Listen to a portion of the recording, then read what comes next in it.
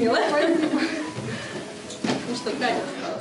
Людмила, я вас поздравляю. Я очень рада, что вы освоили, что вы не напугались. Вы сможете сделать. Я уверена в том, что вы достигнете тех результатов, которые вы сами себе сможете запланировать. Все, спасибо.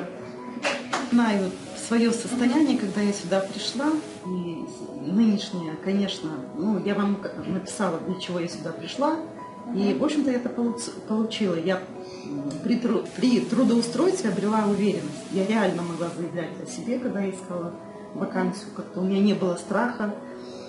При собеседовании новый этот генеральный директор, он мне прочитал как бы вводный инструктаж, что вы там вот из Казахстана, у вас все по-другому, и вот ты давай перестраивайся, изучай наше, казахское забывай. Я уже здесь это сделала, я уже забыла, какие у нас там были счета.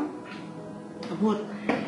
Потом я девчонкам писала, что я здесь обрела свой первый коллектив, все мне очень симпатичные, я с удовольствием зачастую сюда бегала, хотя я ни одного занятия, кстати, не пропустила, между прочим.